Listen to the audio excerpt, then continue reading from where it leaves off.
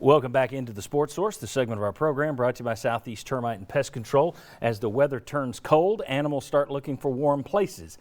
That means they're looking at your attic, they're looking at your basement. In Bob's case, sometimes they're looking at your living room. Didn't you have a possum one time? Was it a possum? Yeah, it was a possum. You should have called the living room. It was a family room. Okay, well, family wasn't the living room. You should have called the Wildlife Division at Southeast Termite and Pest Control. They can get any kind of critter. I had a cousin who had a skunk get loose in her place once. Talk about awful. Wildlife Division, Southeast Termite and Pest Control, just one of the many things they can do for you. Check them out online. All right, let's take a look here at GUARANTANO'S pocket. This isn't really, there's part of this that isn't a surprise. First of all, when there's no pressure, yeah, he's a better quarterback, no kidding. Most quarterbacks are better when they don't have pressure, and they're worse when they get pressure. What I thought was interesting, though, and it may explain why Alabama didn't blitz him last week, look at those bottom two lines, columns, rows, whatever you call them there, and you'll see that when he's not blitzed, 1 touchdown, and 2 interceptions. When he is blitzed, 5 of his 6 touchdown passes on the year have come when he's being blitzed. There have been a lot of people who've beaten him up for not being able to read blitzes. That would seem to say the opposite, and it would also explain why Alabama didn't blitz him last week. Well, I wonder if they have the right call for the blitz, and it takes away his decision making to where blitz coming, deep shot. I mean, that might have been the case for one of those 2 Georgia touchdowns where he had to Palmer. So I think that could help things for him. Well, let's go ahead and take a look at the pass chart here for the season. If we've got this, GUARANTANO'S pass chart. All right. It's divided up the field into 4 different areas. You don't have to look at all the numbers. Look at the color codes of these things.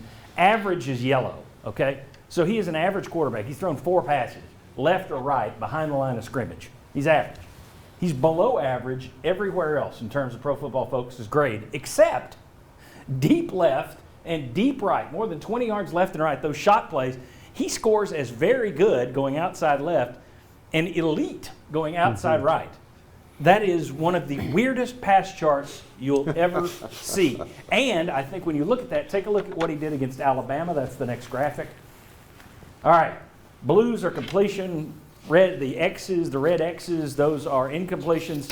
You don't see many passes up the middle of the field there. You don't see any at all. Vince, my question for you, has he lost his confidence in throwing over the middle, or do you think that's Jim Chaney's play design? I think it's Jim Chaney. I think they don't trust him to throw it over the middle and make mistakes and be errant or hot. I mean, look at early in the season where he had a lot of incompletions. A lot of them were high. You get turnovers, game-changing plays. If you do that, I think it's on Shane. Yeah. I mean, after the Kentucky game and those pick sixes, especially one right across the middle, that's it. Well, what I see on that is you let your defense off the hook. Okay, they're going to keep the tight end the block because we can't pass protect, and they're not going to throw between the hashes. So we can kind of play our defense leaning to the outside a little bit. And I just think that makes things a lot easier on whoever it is you're playing. You're easier to defend, absolutely.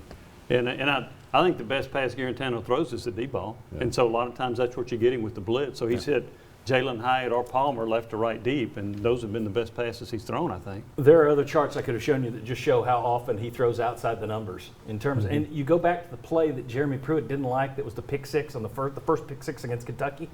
It was just to get 4 yards. Yeah. But he was going outside the numbers with it. Right, yeah. So, okay, when we come back, defensive grades. You are not going to believe, we're going to debate the linebacker situation because, folks, not good. We'll talk overrated and underrated players next. Come on back.